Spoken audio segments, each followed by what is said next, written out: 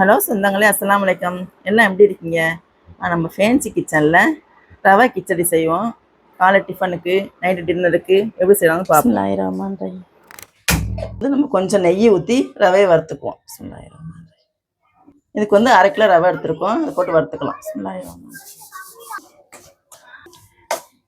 ரவை வறுப்பட்டுருச்சு. ரொம்ப செவக்க வறுக்க வேணாம், கொஞ்சம் சூடு ஏறினா போதும். அந்த அளவுக்கு இப்போ வந்து ரவை வறுப்பட்டுருச்சு. நம்ம மாற்றிக்கலாம் வேறு.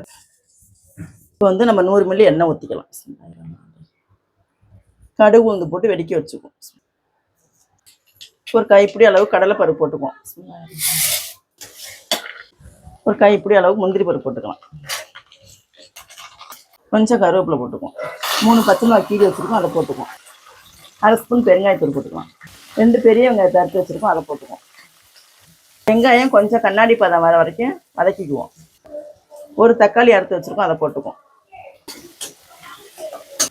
தக்காளி பெரிய பழமாக இருந்துச்சு, அதான் 1 போட்டிருக்கேன். சின்ன பழமாக இருந்தால் 2 போட்டுக்குங்க. இப்போ வந்து 100 கிராம் கேரட்டு போட்டுக்கலாம். 100 கிராம் பீன்ஸ் வச்சுருக்கோம், அதையும் போட்டுக்குவோம். இப்போ இந்த காய்க்கு தேவையான அளவு உப்பு போட்டுக்குவோம். 1/2 ஸ்பூன் மஞ்சத்தூள் போட்டுக்குவோம். வேக்காட பட்டாணி ஊற வச்சுருக்கோம், ஊற வச்ச பட்டாணி அதை போட்டுக்குவோம். இது 100 கிராம் இருக்கு. காயில் நல்லா வெந்துருச்சு. இப்போ வந்து தண்ணி ஊற்றிக்குவோம். 1க்கு 3 கணக்கு வச்சு தண்ணி ஊற்றிக்கிங்க. இப்போ உப்பு போட்டுக்குவோம். தண்ணி கொதி வந்துடுச்சு. இப்போ ரவை வந்து போட்டு கிண்டிக்கலாம். இப்போ இதுக்கு மேலே கொஞ்சம் மல்லித்தலையை போட்டுக்குவோம். இதுக்கு மேலே 50 கிராம் நெய்யை ஊற்றிக்குவோம்.